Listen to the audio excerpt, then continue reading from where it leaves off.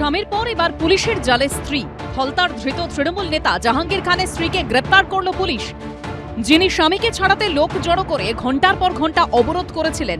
অভিযোগ, চেষ্টা হয়েছিল থানায় হামলা চালানোর, কিন্তু পুলিশ ও কেন্দ্রীয় বাহিনীর তৎপরতায় ভেস্তে যায় সেসব পরিকল্পনা।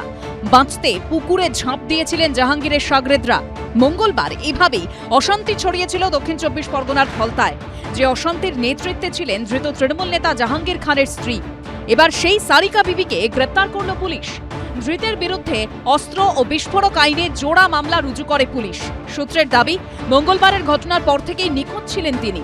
শনিবার সকালে বিষ্ণুপুর থানা এলাকার জুলপিয়া রোড থেকে জাহাঙ্গীর খানের স্ত্রীকে গ্রেপ্তার করে পুলিশ। গাড়িতে পালানোর চেষ্টা করেছিলেন তিনি।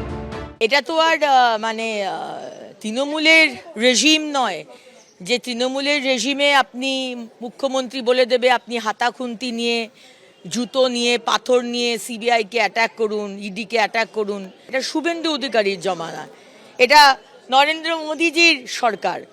সুতরাং যদি ভেবে থাকেন পুষ্পার স্ত্রী যে আপনি মহিলাদেরকে রাস্তায় নামিয়ে ওই আগের যে ট্যাকটিক্স আর কি সেটা আপনি অবলম্বন করবেন, হবে না।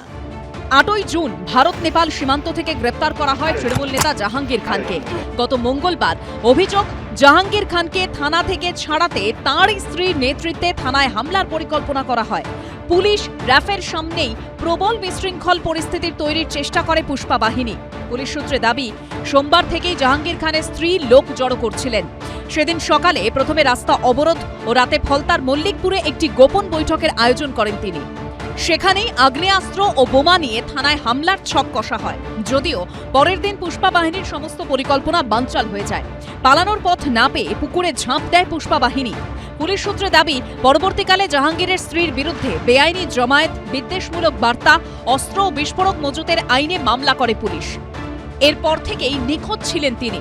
বুধবার ফলতার জনকল্যাণ শিবিরের মঞ্চ থেকে এই নিয়ে কড়া হুঁশিয়ারি শোনা গিয়েছিল মুখ্যমন্ত্রী শুভেন্দু অধিকারীর মুখে। এখানে কিছু লোক একজন মাফিয়া স্ত্রীর নেতৃত্বে পুলিশ এবং প্যারামিলিটারিকে আক্রমণ করতে গেছিল। ভিডিওতে যতগুলোকে ছবিতে দেখা গেছে, কেউ যেন বাড়িতে না থাকে। অন্যদিকে 6 দিনের হেফাজত শেষে শনিবার ডায়মন্ড হারবার আদালতে তোলা হয় ধৃত জাহাঙ্গীর খানকে। আদালত চত্বরে পচা ডিম হাতে হাজির হন ফলতার এক বাসিন্দা।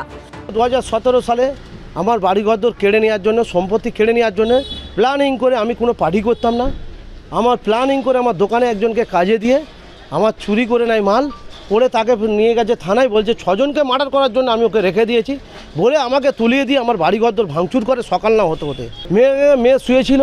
ওই অবস্থায় ওরা ভিড়া ইট ছড়ে কানের ওপরে লাগে। 3 মাস পরে, 4 মাস পরে মারা যায়। পুলিশ এবং রমেশ্বর ওঝা আমাকে তুলে নিয়ে যায় গাঁজা কেস দেওয়ার জন্যে। মঙ্গলবার ফলতায় তাণ্ডবের ঘটনায় মোট 27 জনকে গ্রেপ্তার করেছে পুলিশ। পার্থপ্রতিম ঘোষ, গৌতম মণ্ডল ও হিন্দলদের রিপোর্ট, এবিপি আনন্দ। এবিপি আনন্দ, এগিয়ে থাকে, এগিয়ে রাখে।